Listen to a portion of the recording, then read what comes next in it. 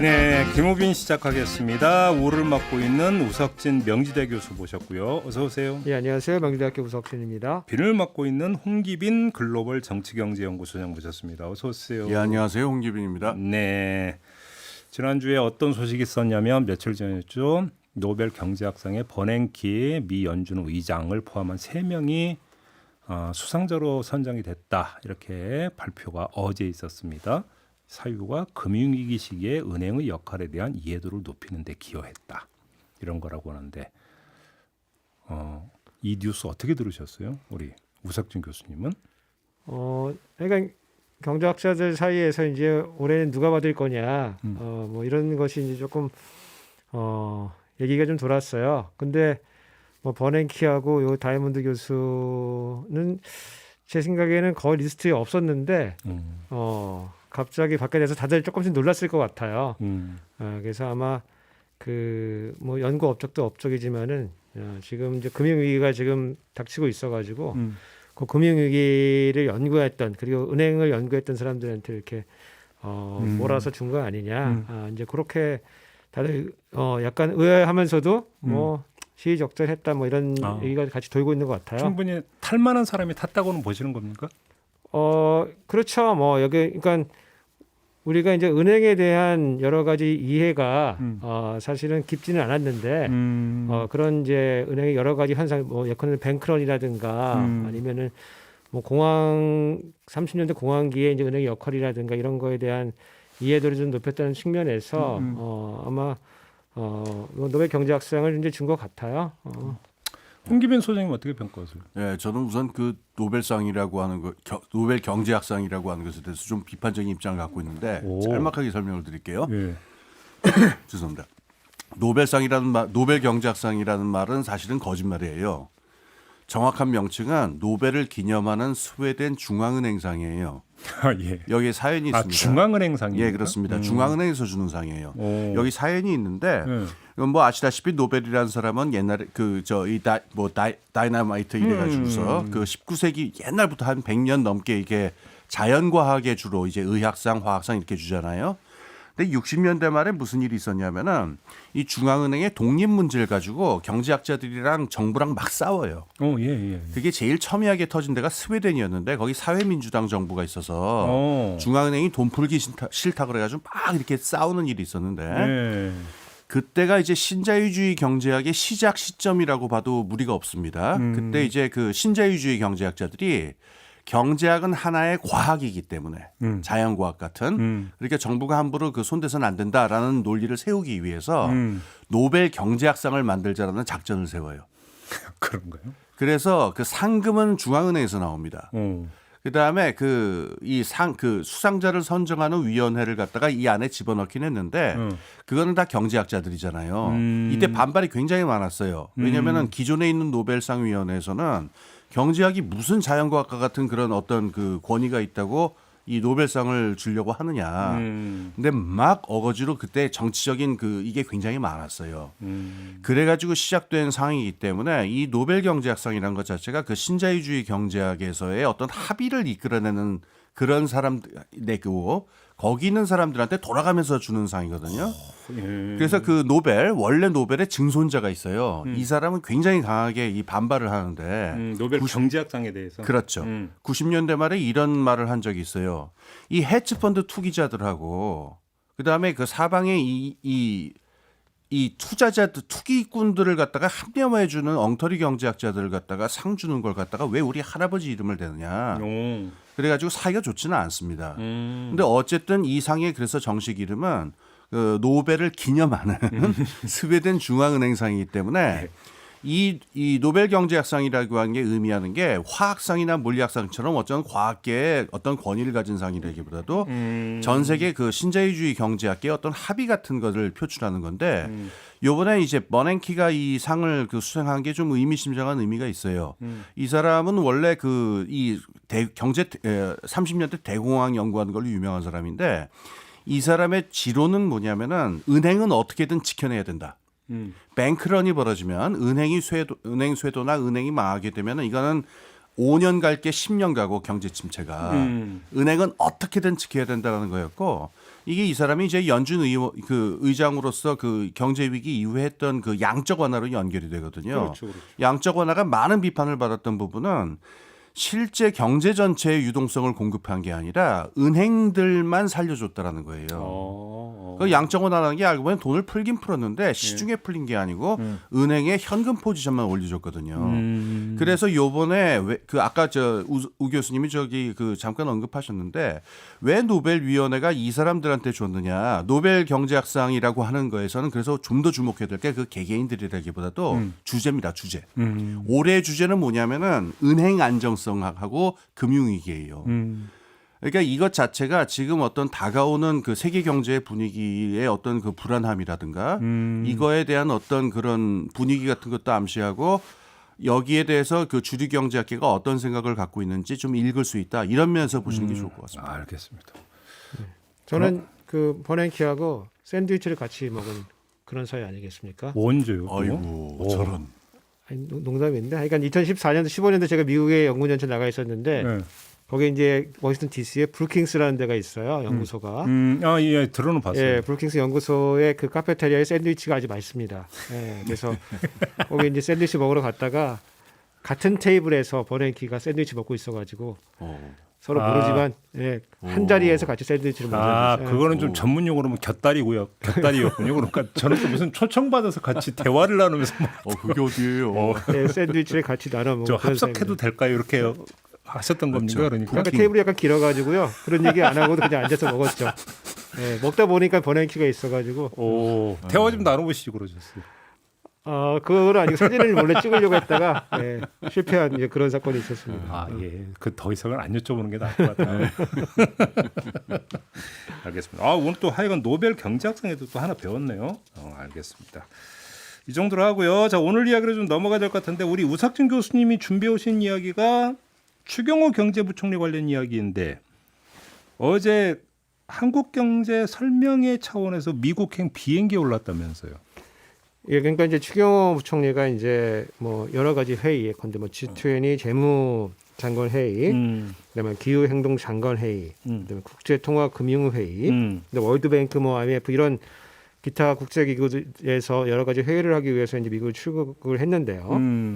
그 출국을 하면서 표방했던 게 새 정부의 정책 방향을 설명하고 우리나라의 재정 그 상태와 대외 건전성을 좀 설명을 하겠다. 뭐 그런 취지로 이제 한국 경제에 대한 이제 대외 투자자들한테 한국에 대해서 조금 더 설명을 하겠다고 이제 이렇게 표명을 하고 출국을 하셨습니다. 네. 근데 요거를 보니까 뭐가 생각이 났냐면은 우리 그 IMF 때 그 외환위기 때 그때 이제 강경식이라고 네, 기억나요. 예. 재정경제 장관인데 그분도 이제 그 금융위기 이전에 외환위기 이전에 홍콩으로 출국하셔가지고 이런 그 투자자들한테 이런 거 설명하겠다고 이런 출장에 나선 적이 있거든요. 왜 비교를 그렇게 무서운 비교? 그래서 이게 무슨 평행이론 같은 게 펼쳐지는 거 아닌가? 왜 그러세요 지금 모골성연하게? 그래서 약간 이제 그런 거를 한번 좀 따져보면 좋을 것 같은데.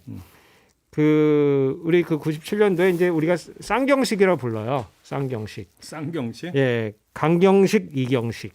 이렇게 이경식이라는 분이 계셨네요. 그때? 예, 강경식은 이제 그때 지금의 지금 이제 경제부총리. 그렇죠. 그때 부총리고 그때는 재정경제원이라 불렀죠. 그렇죠. 재정경제장관이고 이경식은 이제 한국은행 총재. 예. 그때 한국은행 총재였나요? 예.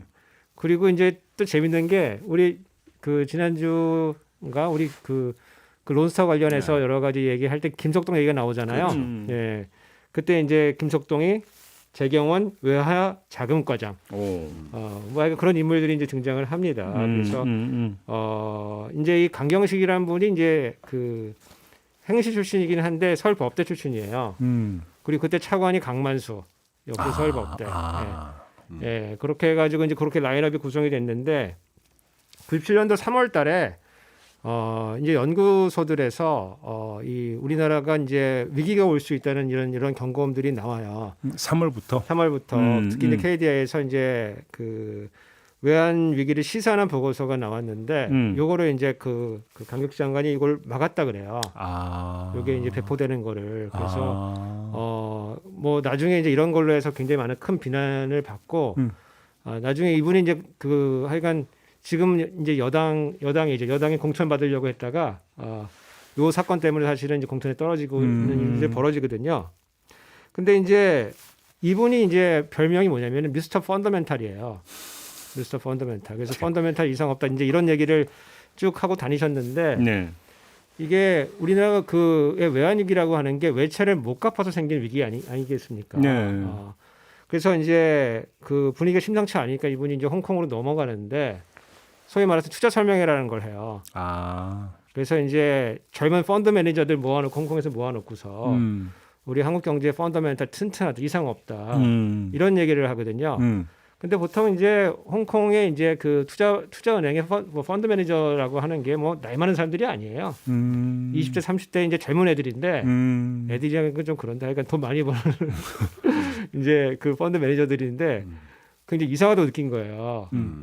소문은 이미 들었는데 왜냐하면 동남아에서는 이미 문제가 생겼고 한국의 외환 보유고가 문제가 좀 있고 이런 소문이 이제 스물스물 나고 있었는데 장관이 와가지고 이제 그런 설명을 막 하니까 이거 진짜 문제 있는 거 아니야? 오. 그래서 긁어부스럼이라고.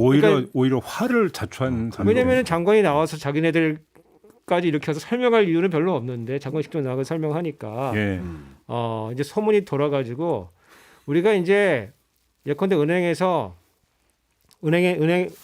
가장 그 큰 위험이 뭐냐면 돈 빌려간 사람이 돈을 안 갚는 거예요. 그렇죠. 돈 떼먹는 게 가장 그렇죠, 큰 위험이고 그렇죠. 두 번째로 큰 위험이 돈 빌려간 사람이 돈 갚는 거예요. 그렇죠. 돈 빌려간 사람이 돈 갚으면은 이자를 못 받죠. 예, 그거 가지고 사실은 영업 계획을 다 짜놓은 건데 수입이 없어지는 거잖아요. 그렇죠.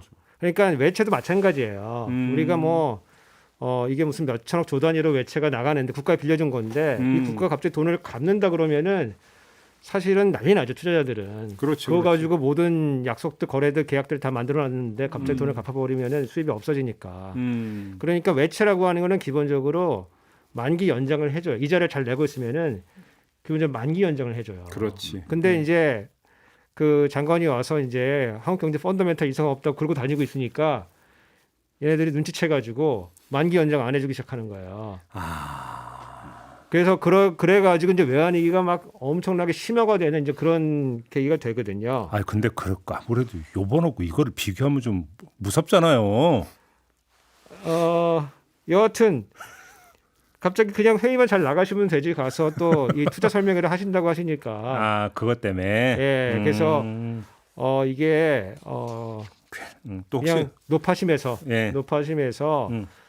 왜냐하면 이제 이 금융 현상이라고 하는 거는 작은 사건으로 갑자기 촉발되거든요. 그렇죠. 예, 그래서 뭐 투자자들도 이 총리가 나와서 설명 안 해도 뭐 여러 가지 루트로 해가지고 다 우리나라의 그 어떤 경제 상황에 대해서 체크를 다 하고 있는데 굳이 부총리가 나와가지고 이런 설명을 한다 그러면은 뭔가 지금 안에서 문제가 있는 거 아닌가 하는 내부 정보를 다 시그널을 이끌어내려고 이제 노력을 할 거거든요. 지금 그래서 이제 지금까지 말씀은 노파심에서 혹시라도 오버하시지는 그럴 마시라. 리는 그렇죠. 그럴 리는 없겠지만 노파심에서 높아지면서. 예. 그런 얘기고 하나만 더.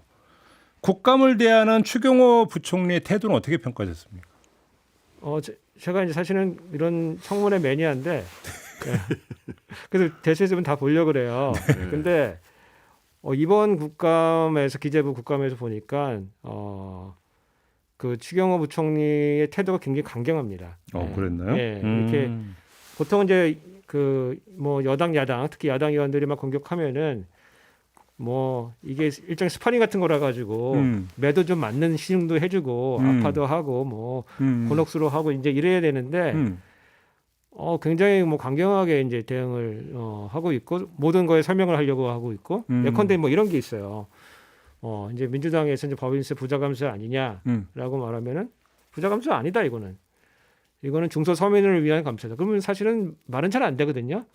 물론 중소서민도 혜택을 볼 수 있는 뭐 그런 거는 있을 수가 있어요. 근데 주로 혜택은 이제 누가 더 이득을 예, 대기업들이 보느냐라는. 보는 거거든요. 그렇죠. 그런 의미에서 부자 감사라고 정치적 공격을 하는 건데 이걸 하나하나 이렇게 논박할 필요는 없는데 물론 이제 민주당 의원들 질문이 이렇게 약간 둔탁하고 그렇게 날카롭지 못한 점도 있지만은 왜 이렇게 강하게 반발하지? 과도하게 반응했다. 예, 예. 그런 생각을 해봤는데 왜 그랬다고 생각하세요? 저는 다음 총선과 상관이 있다고 생각이 들었어요. 왜? 거기 이제 대구 달성이잖아요. 그러니까 국회의원 지금 재선이거든요. 게 그분의 연구제예요. 예, 예, 예. 지역구. 예. 재선 의원이거든요. 네. 아마 다음에 공천받기 좀 어려울 수 있다. 네? 왜요? 아니, 그러니까 혁신을 한다 그러면 대구부터 혁신을 하잖아요. 그래서 거의 절반 이상 물갈이를 하거든요. 그렇기 때문에 아마 총선에서 그 삼선하기는 조금 어려울 수도 있기 때문에 다른 길을 파는데 아마 지금 총리를 노리고 있는 거 아니냐. 총리를 노리고 있는 거 아니냐 이런 생각이 좀 들고 아마 부총리 자리는 지금 경제수석하는 최상목 아니면은 그 최상목 그과 동기인 또 송원석 의원이 있어요. 지금 원내 수석 부대표죠. 예, 예. 그 둘 중에 한 명을 한번 후계자로 이렇게 두고 아마 지금 총리로 내달리고 있는 거 아닌가 이제 이런 생각이 들고 시간이 있으면 조금 더 말씀드리겠지만은 거기에 이제 KDI 보고서를 굉장히 인용하면서 굉장히 강하게 반발했거든요. 근데 어저께 그 뭐 다른 프로 얘기했으면 그렇지만 표창원의 그 뭐죠? 뉴스 아이키. 예, 뉴스 아이키 보면은 그 KDI 보고서가 약간 뭐 화제로 떠올라가지고 많이 얘기가 됐는데 그분들 얘기하는 거 들어보면 맞는 것도 있고 틀린 것도 있고 그래가지고 제가 어젯밤에 긴급하게 KDI 이제 우리 그 빨대들한테 전화를 돌려가지고 그 상황을 좀 알아봤죠. 그래서 이제 법인세 관련된 보고서가 나온 거예요. 포커스라고 하는. 그래서 포커스라고 하는 거는 KDI批판물 중에서 굉장히 비중이 있는 거예요. 왜냐하면 이 정책적으로 중요한 것들을 내기 때문에. 근데 이게 보통 그 굉장히 어려운 레프리 과정을 좀 거쳐서 나오거든요. 그래서 내기가 좀 어려운데 그 안에서는 부총리의 청부를 받아가지고 청부란 표현이 좀 그런데 그러니까 부탁을 받아가지고 지시를 받아서. 예. 그 국정감사 전날까지 좀 무리해서 이 보고서가 나온 거 아니냐. 쉽게 말하면 OEM 보고서입니까 그러면? 그런 느낌이 있다고 그 내부에서도 지적을 많이 하고 있더라고요. 왜냐하면 이게 일반적으로 주장할 수 있는 내용이 아니고 굉장히 특수한 케이스인데 그런 경우에는 좀 톤을 좀 낮춰가지고 해야 되는 건데 쉽게 말하면 그럼 그건 국감용이었다 이렇게 봐야 되는 건가요? 국감용이라고 지금 보여지는 거죠. 그리고 그 안에서도 조금 절차가 좀 분명하지가 않았다라고 이제 하는 비판이 이제 있는데 왜 이렇게 무리를 하는 거냐 그러면 부총리가 아마 너무 약간 욕심을 내는 거 아니냐. 더 높은 데를 바라보다 보니까 이제 어떤 대통령 눈에 들어야 되고 그러다 보니까 세게 나가는 거 아니냐 이런 그렇다 말씀이신가요? 보니까 또 연구원을 또 쫙가지고 예. 연구원 자체도 무리를 하게 만드는 그래서 그런 거 아니냐라고 하는 이런 저희 빨대들의 그 증언이 있었죠. 우석진 교수님의 분석에 대해서 어떻게 생각하십니까? 우선 그 지금 말씀하신 얘기에 대해서 그 주제부터 우선 말씀드리면요. 저는 뭐 빨대가 없는 사람이라서 뭐 그런 내부 사정은 잘 모르겠습니다. 그런데 지금 이 보고서 그러니까 이 낙수 효과를 얘기하는 이런 분석 있죠. 이건 굉장히 당혹스럽은 건 사실이에요. 왜요? 왜냐면은 이거는 그 지난 몇십 년 동안 계속 논란이 되다가 결국 뭐 학계건 그 경제 연구 기관이건 국제 기구건 간에 낙수 효과라고 하는 건 존재하는 게 심히 의심스럽다. 다시 말해서 감세를 한다고 해서 투자가 일어나는 거는 심히 의심스럽다 정도로 합의를 봤다는 게 안전할 거예요. 그다음에 지금 더 저거 한 거는 이 지금 경제학의 맹점인데 투자 이론이라는 게 없어요, 사실은. 투자가 어떻게 벌어지고 무엇의 원인으로 촉발되고 등등에 대한 이론이 없는 상태에서 잠깐만, 진짜요?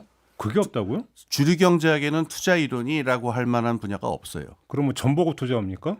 아니 그게 아니고 그냥 경제 전체에서 저절로 이루어지는 것처럼 이야기를 해요. 그러니까 투자라고 하는 건 근데 실제로 보면 투자자들이 가장 두려워하는 건 불확실성이거든요. 당연하죠. 그래서 불확실성하고 이 투자자들이 고려하는 것 중에서 법인세라든가 세금은 미래 소득의 흐름에 분명히 영향을 주죠. 이렇게 소득 수익률이 올라가는 효과가 있으니까. 근데 투자자들의 고려에서 특히 불확실성이 클 적에는 미래 가치라든가 리스크라든가 이런 거에서 압도를 당해요. 그러니까는 어떤 국면에서는 감세라고 하는 게 투자자들을 자극하는 때도 있는데 요건 경제가 굉장히 안정이 돼 가지고 이게 전형적인 부동산입니다.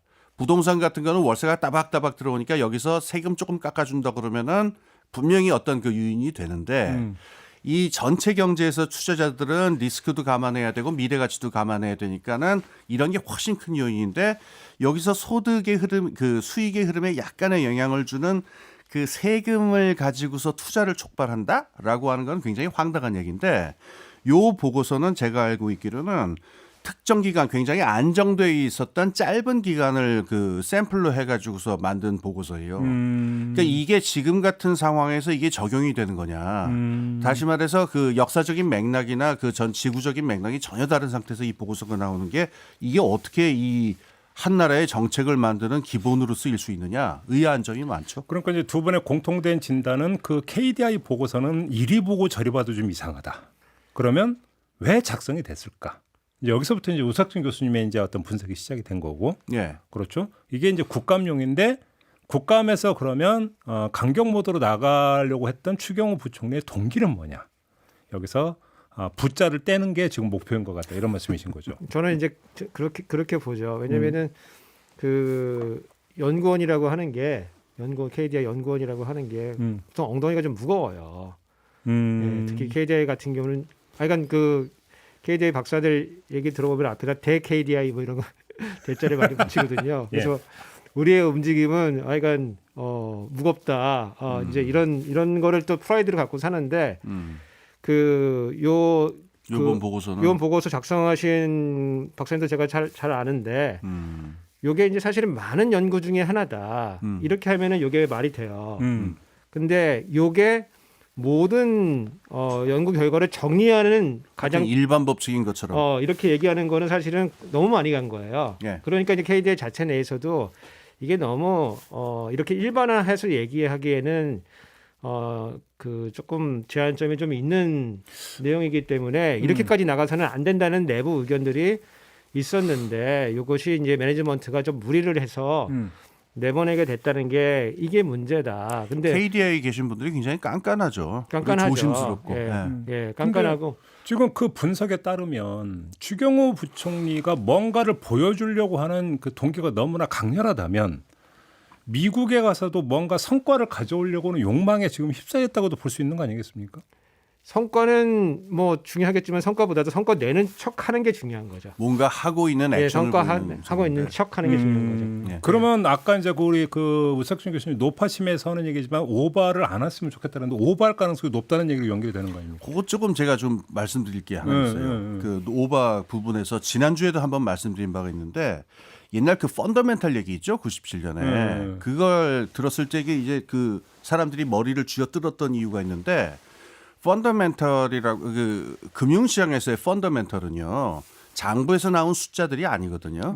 그게 아니고 그 장부에서 나온 숫자들을 기초로 해가지고 투자자들이 이 자산 여러 가지 자산의 현재 가치를 어떻게 평가하느냐에 달려 있는 거예요. 투자자들은 그걸 가지고 움직이는 거지 장부에 나온 수치를 가지고 움직이지 않습니다. 그러니까 거기서 펀더멘털이라고 하는 게 실체가 뭐냐라고 하는 거에 있어서 그 당시 경제 관리들이 좀 그 제대로 된 어떤 그 금융화 마인드를 가지고 있었다면은 투자자들의 마음을 읽고 투자자들의 마음을 움직이는 쪽으로 얘기를 했어야 되는데 거기 가가지고 수치들이 되면서 펀더멘털 괜찮다 그러면은 그게 지금 아까 말씀하신 대로 오히려 의혹만 더 불러일으키죠. 그럼 우리가 갖고 있는 의혹에 대해서는 한마디도 없는 게 아니냐. 근데 지난주인가 지지난주에 이 추경호 부총리가 또 무슨 말씀을 했냐면은 시장하고 싸우는 말씀을 또 해요. 왜 정부가 발표를 하면 시장은 못 믿느냐. 우리 문제 없는데 위기의 가능성은 매우 낮은데. 근데 이 마인드가 지금 제가 좀 그 데자비까지는 아닌데 좀 불안한 거는 옛날 그 관료들이 펀더멘털 얘기했던 거랑 비슷한 마인드를 가지고 만약에 이번에도 임한다면 그래서 요번에 정말 필요한 거는 기왕에 가신다면은 거기서 그 투자자들의 마음과 투자자들이 걱정하는 바를 정확하게 읽고 대화를 하는 게 중요하거든요. 예. 근데 거기 가가지고 옛날 관료식으로다가 일방적으로 자기 얘기를 하러 가는 식이라고 한다면은 근데 이게 좀 의심이 되는 부분이 지금 우리 얘기한 맥락에서는 뭔가 액션, 뭔가 활동을 하고 있는 뭔가를 보여줘야 되는 상황이다. 만약 이렇게 판단을 해서 그런 준비를 하고 가신 거라면은 상황을 악화시킬 위험도 있지 않은가. 저도 좀 높아짐이 생기는 면이 있어요. 그러니까 지금 우리 현안인 거는 사실은 외환보유고거든요. 외환보유고가 이제 우리가 4,700억 정도 되다가 최근에 한두 달 사이에 지금 급감하고 있어요. 그래서 4,000억대 이제 초반대로 이제 줄어들었는데 오, 많이 빠졌네. 예. 뭐 여러 가지로 이제 뭐 우리가 투자해 놓은 게 이제 그 뭐 평가액이 줄어서 그런 것도 있고 그리고 알게 모르게 그 환율 방어에 나서서 쓴 총알도 있을 거예요. 그렇죠. 그래서 예컨대 뭐 그 너무 외환이 너무 환율이 너무 그 들쭉날쭉하면 안 되니까 이거를 안정화하는 그런 이제 거래 이제 사용이 뭐 되었을 수도 있을 것 같아요.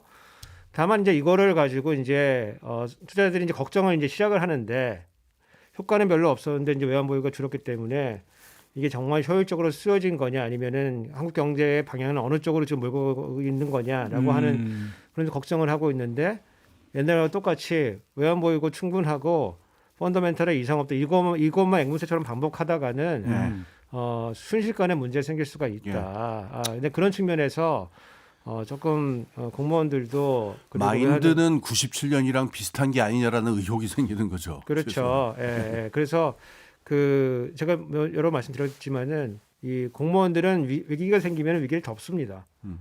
예. 드러내는 게 아니고 덮기 때문에 대응할 수가 없어요. 예컨대 이제 그 아까 강경식 그 분도 얘기했지만 그분도 굉장히 좀 억울해하시는 분들이 부분이 있긴 한데. 근데 뭐 위기 생기기 며칠 전까지도 펀더멘탈 이상 없다고 그러고 다녔으니까. 그러니까. 이제 그런 거에 대해서 조금 국민들도 조금 주의 깊게 좀 보셔야 될 필요가 있다. 알겠습니다. 경계의 힘을 늦추지 말아야 된다 이런 말씀으로 좀 이해를 하겠고요. 이번에는 홍기빈 소장님 발제로 좀 넘어갔으면 좋겠는데 국제 원유 가격입니까? 예. 최근에 오펙이라고 하는 단어가 다시 많이 등장하더라고요. 저 70년대 어릴 때 참 하루도 안 빼놓고 나왔던 뉴스에 나왔던 게 바로 오펙이었는데 그렇죠. 요즘 다시 등장하대요. 정확하면 오펙이 아니라 오펙 플러스입니다. 플러스입니까? 오펙만이 아니라 러시아까지 붙어가지고 지금 그림을 어지럽게 만들고 있습니다. 어떻게 지금 돌아가고 있는데요? 지금 뭐 일어난 일부터 얘기하면요. 그 지난주죠. 10월 5일에 오펙에서 오펙 플러스죠. 그 중동에 있는 산유국들하고 그 기존의 오펙에다가 러시아, 멕시코가 이제 같이 붙어 있는 걸 오펙 플러스라고 그러는데 여기서 이제 석유 그 생산량을 갖다 합의를 하는데 감산을 하겠다. 유가가 지금 너무 낮은 것 같다. 맞아요. 유가를 올려야 되겠다. 그래서 그 오스트리아 비엔나에서 모였어요. 근데 이 사람들이 잘 안 모이는 사람들인데 요번엔 굉장히 중요한 회의라서 모였습니다. 비엔나에서. 그래서 그래서 일일 생산량을 갖다가 몇십만 배럴 혹은 굉장히 감산을 하겠다. 이거는 분명한데 얼마나 감산을 하겠느냐. 이걸 놓고 보통 한 50만 배럴 정도가 아니겠느냐. 시장에서는 이렇게 판단하기도 하고 좀 세게 부르는 사람은 한 100만 배럴 정도 그 감산하지 않겠냐 그러는데 블룸버그에서는 200만 배럴이 될 거다 이런 예측을 했어요. 근데 이건 좀 너무 세지 않냐 오버 아니냐 이랬는데 뚜껑을 열어보니까 5일 날 200만 배럴 감산을 하겠다는 굉장히 큰 감산을 했어요. 이것 때문에 미국에서는 지금 굉장히 격앙이 됐는데 그 11월 선거가 오는데 바이든이 지금 제일 많이 내세우는 게 자기가 에너지 가격 잡아가지고 인플레 잡고 있다 이걸 지금 내세우고 있잖아요. 사우디 간 적도 있었죠. 그렇죠. 근데 사우디 가서도 별 성과는 없었습니다. 그래서 미국에서는 이번 저걸 놓고서 이건 용납할 수 없다. 이거는 완전히 실망이다. 막 이런 센 얘기. 막 제이크 설리반이라고 굉장히 중요한 사람이 있는데 그 사람이 막 이런 얘기하고 있어요. 그래서 이제 논평가들은 뭐냐면은 이제 바이든이 그 오펙 플러스한테 뺨때기를 맞았다. 이게 지금 벌어진 일인데 문제는 뭐 바이든은 뭐 알아서 하시라고 그러고 우리들 입장에서는 지금 유가가 오르는 건데 9월까지는 좀 잠잠했어요. 유가가. 그 유가 여러 벤치마크 중에서 이제 많이 얘기하는 거는 그 뉴욕 거래소 WTI라는 게 있어요. 서부 텍사스에서 한 그 원유 11월 한 달 후 선물인데 11월 선물 가격 한 달 후 선물 가격이 9월까지만 해도 보통 $80에서 $81 사이였는데 지금 10월 5일 지나면서 지금 93달러 정도에서 왔다 갔다 하고 있어요. 그리고 지금 예측이 나오는 거는 내년 초쯤 되면은 100달러에서 120달러 정도가 될 것이다라는 암울한 예측이 지금 주종을 이루어요. 아이고. 이게 지금 벌어진 일입니다. 뭐 어떻게 먹고 살아요? 지금 그렇잖아요, 문제인데. 그렇죠.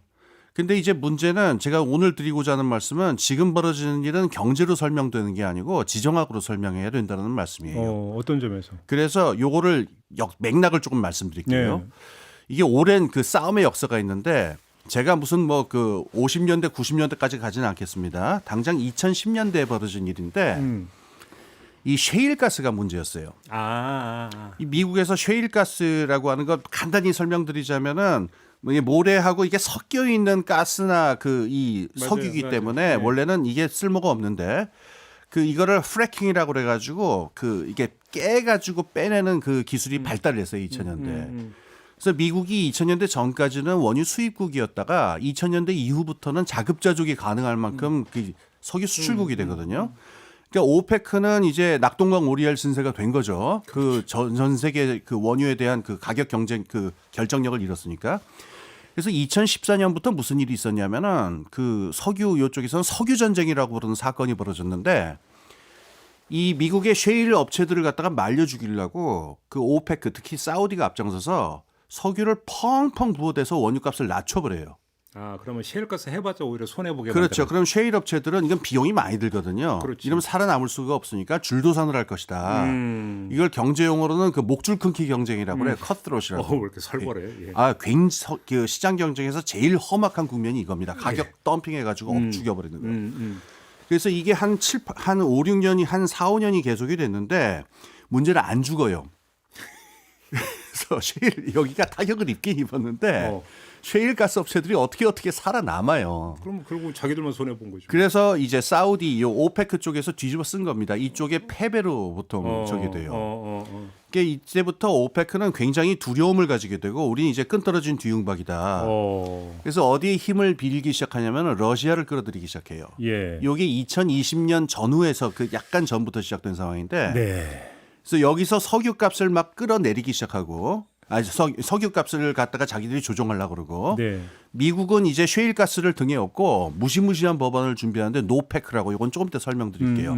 오페크가 까불면은 미국 법정에 세우겠다라는 깡패 같은 법안. 법정에 세운다고? 예. 이건 보는 사람에 따라서는 깡패 같을 수 있어요. 예. 그러니까 이 사회가 굉장히 악화된 상태인 겁니다. 예. 이게 2020년 정도 그 전 상황이었는데 지난달에 있었던 게 직접적인 계기입니다. 뭐? 지난달에 그 G7 회의가 있었는데 그 올해 우크라이나 전쟁이 벌어져 가지고 러시아에 대한 봉쇄 그 작전이 많잖아요. 네. 경제 봉쇄. G7에서 뭘 결의하냐면 러시아 원유에 대해서는 가격 상한제를 그 적용하겠다. 러시아에서 석유를 사올 때에는 일정 가격 이상으로는 절대로 사지 마라. 그럼 러시아는 열받지. 열받죠. 그 가격 이상으로 살 경우에는 아예 선적을 거부하겠다. 이런. 그러니까 러시아가 여기서 굉장히 강하게 반발하면서 이걸 뭐라고 규정하냐면은 카르텔이라고 있죠. 우리말로 짬짬이. 그렇지. 요거는 구매자 짬짬이다. 음. 그래서 우리 석유 가격을 낮추려고 하는 구매자 짬짬이다라고 해서 굉장히 강력하게 반발하고 한국에 대해서도 경고를 날려요. 너희들 저 G7에 놀아나면은 너희들한테 석유고 뭐고 전혀 안 팔겠다. 반면 북한한테는 펑펑 부어주겠다. 뭐 이런 험악한 얘기를 합니다. 아까 초두에 말씀드린 그 얼마 전에 오페크 플러스의 그 석유 우육 그 석유 감산 계획 있죠. 예. 이거는 이거에 대한 러시아의 반격이에요. 그 무슨 메커니즘 알겠네. 근데 예. 그러니까 그렇게 해버려서 러시아 그럼 안 팔아 하면 좋은데 예. 오펙이 그래도 펑펑 만약에 생산을 해버리면 그 효과가 없지만 예. 감산으로 가버리면 이제 이게 무기가 되는 거죠. 그러니까 요 메커니즘을 설명드릴게요. 우리가 만약에 요 그 가령 분유 업체 5개가 짬짬이를 해서 가격을 올려버리면은 구매자들이 대응할 수 있는 거는 우리 안 사. 그렇지. 우리 그냥 모유 먹일래. 이래버리면 어떻게 되냐면은 그 카르텔은 쉽게 깨져요. 요걸 신사협정이라고 그러는데 신사협정이 원래 이 카르텔을 얘기하는 겁니다. 자기들끼리는 엄숙하게 약속을 했지만은 상황 안 좋으면 신사고 뭐가 그렇지, 있어요. 그렇지. 다 깨지잖아요. 마찬가지로 지금 이거는 그 G7이 구매자 카르텔을 만들어서 러시아 가격을 갖다가 쬐려고 그러는 거니까 여기서 오펙 플러스가 하나로 뭉쳐갖고 우리 공급 안 해불어 하고서 공급력을 확 줄여버리면은 이 카르텔이 깨지죠. 당장 제일 약한 지점이 중국하고 인도인데 여기는 지금도 러시아 수족 그 석유를 많이 싼 값에 받으려서 재미를 톡톡히 보고 있거든요. 이 나라들이 G7이 하는 가격 상한제 12월 5일부터 한다고 그랬는데 네. 거기에 참여할 가능성이 굉장히 낮아집니다. 그렇죠, 이 그렇죠. 석유가 감산돼 버리면. 그렇지. 여기에 대해서 이제 이 톰과 제리 같아요, 게임이. 그러니까 지금도 좀 톰과 제리 같았잖아요. 이제 또 톰이 나설 때죠. 미국이 나타나서 아까 말씀드린 노펙 법안을 얘기를 하는데 이 노펙은 글자를 이렇게 맞추긴 했어요. 이렇게 오페크 없는 세상 뭐 이런 건데 물론 이제 그 뭐 약자 그 뜻은 다르지만 이 법안의 골자는 미국의 원래 반독점 금지법이 있잖아요. 네. 근데 오페크가 지금 전 세계 그 원유값을 그 담합해서 오르고 내리는 거는 어떻게 보면 반독점 금지법에 어긋나잖아요. 근데 이거는 주권체들의 그 주권 국가들의 활동이고 석유 기업들도 거기랑 관련이 돼 있으니까 요거는 예외로 한다가 지금까지 관행이었는데 네. 이 예외 조항을 없애는 겁니다. 아. 그러면은 반독점 금지법으로 그 오페크 국가들의 제재를 가할 수 있을 뿐만 아니라 사우디아라비아나 러시아에 있는 정부 관료들을 미국 법정에 세울 수도 있어요. 그러니까 이걸 노페크 법안이라고 하는데 지금까지 2000년대 이후에 이게 한 16번이 시도가 됐었어요. 그러니까 오페크가 미국에 대해서 열받은 이유 중에 하나가 이 노페크인데 그래서 사우디에서는 만약에 너희들 이거 통과시키면은 우리 그 원유 결제 그 외화를 갖다가 달러 말고 다른 화폐로 바꾸겠다 이러기도 하고 어유. 요번에 5월에 그 미국 상원 법사위에서 이 노페크가 통과가 됐거든요. 이제 하원 물론 하원도 통과해야 되고 대통령 제거도 받아야 됩니다만 네. 그때 아랍에미리트 그 자원부 장관이 뭐라 했냐면은 이 법안이 통과되면은 원유를 300% 인상시키겠다 유가를. 이 지금 상황이 이렇습니다. 그런데도 지금 이게 그러니까 러시아랑 오페크가 하나가 돼서 오페크 플러스가 돼가지고 미국에 대한 영향력으로부터 지금 벗어나려고 그러는 그런 국면인데 한마디로 정말 마주 달리는 폭주 기관차고만 지금 상황은 굉장히 안 좋아요. 그래서 미국은 지금 노페크 해가지고 이러면 이제 전면전이 벌어지죠. 그런데 여기서 소금이 안 되는 게 하나 있습니다. 여기서 지금 양쪽이 싸우니까는 꼭 그 이게 고래 둘이 싸우는 것 같은데 네. 등 터지는 새우는 좀 따로 있을 거예요. 누군데? 아시아나 유럽일 거예요. 유가가 오른다 하더라도 미국은 크게 타격은 없는 게 일단 미국 스스로가 그 석유를 생산할 뿐만 아니라 미국의 글로벌 석유 업체가 한두 개입니까? 그 얼마나 큽니까? 그렇죠. 그러니까 이 친구들은 그 유가가 오르면 굉장히 이익을 보기 때문에 꼭 손해라고만 할 수도 없고 그다음에 유가가 오르면 달러도 오르게 돼 있거든요. 그러니까 미국은 조금 어떻게 보면 이거는 뭐 새우등 터지는 입장은 아니고 아시아는 제조업 국가잖아요. 여기서 유가 오르면은 수입 물가 올라가죠. 무역 적자 발생하죠. 경기 침체되죠. 이거 해결하려면 또 금리 올려야 되죠. 그러면 또 악순환 한번 돌아가죠. 중국도 지금 이런 상태고. 그다음에 유럽이 더 문제죠. 유럽은 지금 이번 겨울에 그 11월에 그 라니냐라는 게 온답니다. 그 강성이 라니냐가 그 엘니뇨의 반대말인데 11월, 12월부터 굉장히 추운 겨울이 올 수 있어요. 엄청 추울 거라는 얘기가 있었어요. 그래서 유럽 국가 내부에서도 지금 갈등이 심한데 독일은 너희들 돈 많다고 너희들만 에너지 보조금 국민들한테 주려고 그러냐. 우리한테도 좀 풀어라. 그래서 그 천연가스 상한제 해야 된다 만다 그랬고 막 싸우고 있는데 여기서 유가까지 오르면은 유럽은 좀 더 분위기가 그 유럽 연합의 결속력도 더 약해지겠죠. 상황이 이렇게 복잡하기 때문에 이제 제 말씀의 요지는 지금 유가의 흐름이라고 하는 거를 어떤 경제 논리로만 보지 마시고 지정학적 논리하고 이런 것들하고 결합해가지고 굉장히 역동적으로 여러 가지 상황을 보면서 좀 대응하셔야 될 필요가 있습니다. 그럼 새우인 우리의 입장에서 어떻게 좀 대타협의 여지는 없습니까? 지금 아까 말씀드렸지만은 여기서 관건이 되는 게 그게 러시아가 노리는 바인데 이게 무슨 명분을 댄다 하더라도 그 석유라고 하는 거는 아이 기르는 어머니가 다음날 우유가 있냐 없냐만큼 절박한 문제거든요. 그렇죠. 급하면 다 러시아한테 달려가게 돼 있어요. 이 상황에서는. 그럼 우리나라라고 예외냐. 그렇지. 지금 에너지 수급 상황을 확보하는 데 있어서 그러면은 미국하고 뭐 가치 지향의 외교만으로 이게 해결이 되는 문제냐. 가치가 밥 먹여주고 기름 먹여주느냐. 그러면은 우리도 외교적인 차원에서 여러 가지 다변화된 선택을 해야 될 상황이 오는 게 아니냐. 이것도 마음의 준비를 해야 되겠죠. 그게 이제 사실은 그 이제 조만간 있을 우리나라의 그 기준금리 결정하고 조금 이제 물려 있는 상황인 것 같아요. 음. 그래서 뭐 우리 지금 금리 상황을 보면은 지금 0.5를 지금 가야 되는 상황이거든요. 예. 그렇죠. 근데 이제 추경호 부총리 같은 경우는 9월 달부터 이제 뭐를 계속 전파를 하고 있냐면은 1번 예. 가계부채 문제 심각하다. 음. 그래서 요거 너무 빨리 가면 안 된다. 원래는 사실은 금리를 올리고 재정으로 좀 해결을 해야 되는 부분인데 우리는 지금 재정 상황이 좋지 않기 때문에 금리를 너무 빨리 올리지 않기를 지금 바라는 측면이 하나가 있고 예, 네. 그거와 동시에 전파하고 있는 게 물가 정점. 물가 10월 정점설이에요. 맞아요. 예. 예, 물가가 이제 10월이 정점을 지내가지고 이제 내려갈 거다. 음. 그게 이제 사실은 에너지 가격 때문에 최근에 좀 에너지 가격이 좀 내려가지고 뭐 그런 물가 상승률이 낙관론이 조금 나오죠. 이제 정체 국면에 들어섰거든요. 음. 근데 홍 소장님 말씀하신 대로 이제 전 세계적으로는 에너지 수급이 지금 굉장히 불확실한 국면으로 지금 접어들고 있는 거죠. 그렇죠. 그래서 그리고 이제 공공요금이 이제 10월 이후에 이제 또 오를 거기 때문에 이런 상황을 고려해 보면은 사실은 10월 물가 정점설은 낭설이죠, 사실은. 예, 근데 이제 금리를 빨리 이제 좀 원점으로 못 올리게 하려고 사실은 압박을 양쪽으로 지금 막 넣고 있는 거거든요. 근데 그 중에 하나가 에너지 가격이 안정된 거를 기정사실화하면서 10월 물가 정점설을 퍼뜨리고 있는 거다. 네.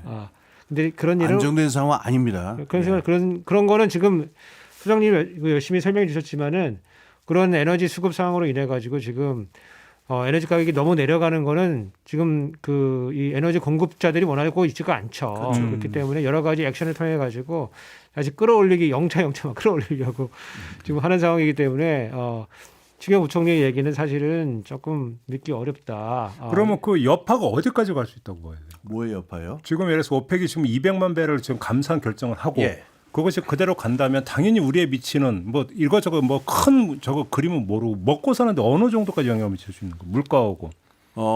아까 말씀드린 대로 아시아에 있는 나라들은 제조업 국가잖아요. 예.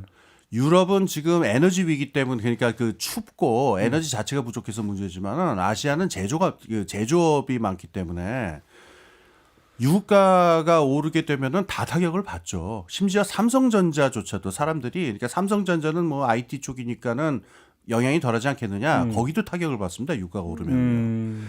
그러니까 아시아에 있는 경제들은 기본적으로 유가가 오르면은 아까 펀더멘털 이야기 나는데 펀더멘털 자체가 흔들리게 돼 있어요. 생산 소비 전부 다 지금 타격이 크다고 봐야 예, 되는 그럼요. 거죠. 예. 그리고 제일 힘든 딜레마가 오게 되는데 생산자의 이익을 우선시할 거냐, 소비자의 이익을 우선시할 거냐라고 하는 빵을 취할 것이냐, 옷을 취할 것이냐라는 그 말도 안 되는 선택이 딜레마의 선택의 기로에 서게 되는데 궁지에 몰리죠, 그야말로. 아니 그럼 우리는 지금 양다리 걸쳐야 되는 거 아닙니까? 어렵게 얘기할 것도 없이. 그러니까 무슨 수를 쓰더라도 이 에너지 수급 문제는 아시아에 있는 나라들은 해결해야 돼요. 그러니까 여기서 우리가 조금 뭐랄까 벤치마크라고 할까 모범으로 삼아야 되는 게 일본 같은 경우인데 예. 일본은 에너지 외교에 있어가지고 그거 없어요. 이념이고 뭐고 없어요. 그러니까 LNG 문제도 러시아하고 뭐 어떻게 보면 러시아하고 뭐 사할린 문제를 놓고서 굉장히 뭐 갈등을 하는 것처럼 보이는데 에너지 문제 같은 거는 물밑으로 다 협력을 해놓고 이러거든요. 미국에 그렇게 저기 보조 맞추는데도 에너지 문제에서는 독자적으로 간다. 그렇죠. 그러면서 이제 미국의 양해도 끌어내죠. 그러니까 일본이 또 미국하고 또 이걸 가지고서 각을 세울 나라는 아니니까. 네. 그럼 우리도 그렇게 해야 되는 거죠. 이런 게 외교적인 능력이거든요. 네. 외교에는 여러 가지 차원이 있기 때문에. 주경호 부총리가 미국 가서 이거 해야 되는 거 아니에요? 그러니까 제가 이 대해서 그 말씀 좀 드리겠습니다. 우리나라 외교가 이게 하도 그 냉전 시대 그 남북한 이거에 쪄들어 가지고 이 올린 스타일의 외교예요. 올인. 미국에 그렇죠. 줄 쓸 거면 확실하게 그냥 다 철저하게 충성을 하든가 뭐 이런 식으로 돼 있는데 지금 외교에는 여러 가지 뭐 군사부 쟁점도 있고 에너지 쟁점도 있고 수출 쟁점도 있기 때문에 이걸 다변화시키는 게 지금 글로벌 시대에는 훨씬 더 중요하거든요. 그러니까 외교를 다변화하면서 이걸 경제 이슈랑 연결시키는 그런 지혜와 그 어떤 능력이 필요하겠죠. 갑갑하네요. 에너지는 풀어야 됩니다. 이거 안 풀면은 이거는 안 풀면 안 돼요. 올해는 뭐 말 그대로 이렇게 돼버리면 올해는 예고편이었고 내년은 더 심해질 수도 있다는 이런 얘기로도 연결이 될 수 있는 거죠. 그래서 제가 드린 말씀입니다. 지금 유가 인상이라고 하는 게 일시적인 어떤 상황이 아니고 10년, 20년 묵은 그 셰일가스의 등장 등등 한 20년 정도 묵은 오페크와 미국의 갈등 사이에서 벌어진 일이니까 요게 이 긴 맥락에서 보자면 쉽게 수습될 일은 아니라고 보입니다. 한숨 쉬고 한숨 쉬고 그러세요. 근데 우리 외교 안보 라인은 거의 다 지금 미국 통으로 다 채워져 있다고 하던데, 응? 그럼 오펙도 좀 그러니까 자주 만나고 얘기도 좀 많이 하고 러시아하고도 좀 그러고 이래야 되는 거 아닙니까 그러면? 그러니까 이게 사실 제가 축구 좋아해서 축구를 잘하는데 좋은 미드필더들은 이제 공 받기 전에 이 주변에 다 살펴보거든요. 그렇지. 예, 그래서 누구한테 미리 줘야 되고 누구한테 받아야 되고 이걸 다 살펴보거든요. 한쪽만 보고 있으면은 공이 좋은 패스가 나갈 수가 없어요. 그렇죠. 그래서 우리 그렇죠. 대통령하고 외교팀들도 네. 주변을 잘 살펴보고 네. 누구한테 공 주고 받을 것인지 다각도로 살펴봐야지. 너무 이제 한쪽으로만 경도돼 있으면은 뭐 당할 수밖에 없다. 근데- 이제 이런 생각이 좀 드네요. 예, 마무리해야 되는데 근데 마무리하기 전에 정말로 의아하고 납득이 안 되는데 지금 국제 원유 시장 이렇게 엄청나게 지금 뭐 치고받고 싸우고 있는데 10월 물가 정점세라는 얘기를 어떻게 뭔가 내놓을 수가 있는 겁니까 그러면? 뭘 믿고 그 얘기를 할 수가 있는 거죠 정부는? 저는 진짜로 납득이 안 가는데 그 물가 정점설이 한 2달 전에 월스트리트에서 본 적이 있어요. 그 상당한 낙관론이었는데 그게 그 물가 정점설이 싹 사라진 거는 그 한 꽤 됐는데 그 코어 CPI라고 그래서 그 근원 물가 지수라고 하는 게 발표되면서 8월 근원 물가 지수 발표되면서 싹 사라지거든요. 그게 벌써 한 달쯤 됐어요. 근데 어떻게 그 얘기를 지금까지 그 물가 정점 그러니까 이 피크 얘기를 지금까지 계속할 수 있는지 저는 좀 납득이 안 가요. 그러니까 저는 이해가 안 되는데요 그게. 응? 그거는 그 손바닥으로 하늘 가리기도 아닌 거잖아요. 그러니까 그 뭐 경제학에서는 이제 자기 실현적인 기대라는 것이 있어요. 그래서 그렇게 기대하면은 그게 또 이렇게 이루어지기도 하기도 하는 일이 벌어지는데 꿈은 이루어진다. 예, 아마 이제 뭐 그런 약간 분위기 잡으려고 왜냐하면 이게 올해를 넘기게 되면은 이제 임금 협상 국면에 들어가거든요. 그렇지. 예, 그러면은 이제 임금이 이제 그 물가 상승만큼 다 요구를 할 것이고 그러면 그게 또 비용으로 또 전가가 되고 그러면서 다시 물가가 다시 오르게 되는 요 사이클로 이제 잡아들게 되는 이제 그런 이제 지금 목전에 와 있는 거예요. 그래서 뭐 정부 측면에서는 한번 10월 정도에서 한번 끊고 싶은 이제 바람은 있을 건데 세상이 뭐 그렇게 녹록하게 돌아가지는 않는다. 예컨대 뭐 오펙을 뭐 압수수색할 수 있는 것도 아니고 푸틴을 뭐 미국에서 체포할 수 있는 것도 기소할 아니고, 수 있는 것도 예, 기소할 아니고. 수 있는 것도 아니고 또 감사원에 가서 거기 털어낼 수 있는 것도 아니기 때문에 이거는 오로지 실력만이다. 오로지 그렇지. 실력만으로 벗어나야 되기 때문에 참으로 걱정이 많다. 지난주나 지지난주에 우리 우석준 교수님은 이창용 한국은행 총재가 헤어질 결심을 하고 있는 거 아니냐는 말씀을 여러 번 하신 바가 있는데 이번 어떻게 헤어질까요? 헤어질 결심을 해야 된다. 지금 된다. 금리 말씀인 거죠. 그 내일인가요? 내일일 금통위 거예요. 열리는 게 예. 어떻게 보세요, 유수 교수님? 저는 0.5를 갈 간다고 것이다? 봅니다. 예, 0.5를 간다고 보는데 좀 너무 확증적으로 얘기하면 좀 그런데 예. 0.5를 가야 된다. 가야 되고 정부는 건전 재정의 기조를 버려야 된다. 지금 버리고 금리를 올리고 취약 차주나 가계부채에 대한 재정 정책을 조금 더 써야 된다. 예컨대 그 안심전환 대출 같은 것들도 지금 뭐 너무 그러니까 변동금리를 고정금리로 바꿔주는 이런 정책도 너무 허술하게 돼 있어가지고 폭이 좁고 거의 쓰지를 않고 있거든요. 그러니까. 예, 그러니까 자세만 취하고 손만 잡고 아무것도 안 된 정책을 쓰고 있기 때문에 좀 더 적극적으로 나서서 구조조정에 나설 수 있는 이런 자세를 정부가 취해줘야지 한국은행도 좀 부담을 좀 덜면서 금리를 올릴 수가 있거든요. 그렇죠. 예. 그러니까. 저는 이렇게 보는데 뭐 예측은 못 하겠습니다. 뭐 그건 그분들 결정하시는 거니까. 근데 저도 안 해야겠네. 아니요, 저는 좀 쫄보래가. 그런데 변곡점은 될 것 같아요. 뭐냐면은 내일이? 예. 그러니까 0.25 올해 안에 0.25, 0.25일 것이라는 게 기존의 예측이었는데 그 미국에서 그 자이언 스텝을 밟고 나서 그다음에 그 분위기 바뀌고 난 다음에는 0.5, 0.25 되지 않을 것이냐라는 얘기가 나오다가 최근에는 급기야 0.5, 0.5까지 가야 된다라는 얘기까지 나와요. 그러니까 내일 아까 말씀하신 대로 그런데 그 기재부라든가 이 행정부 쪽에서는 이걸 저거를 원하니까 너무 많이 올리지 않기를 원하니까 헤어질 결심을 하냐 마냐라고 하는 게 아마 내일 저기에서 나오지 않겠느냐. 그래서 중요한 변곡점이 될 것 같습니다. 네, 그 정도로 정리를 하고 참 앞날이 캄캄하다라는 말씀드리면서 김우빈 마무리하도록 하겠습니다. 두 분 수고하셨습니다. 네, 네, 감사합니다. 감사합니다. 저도 함께 물러가겠습니다. 고맙습니다.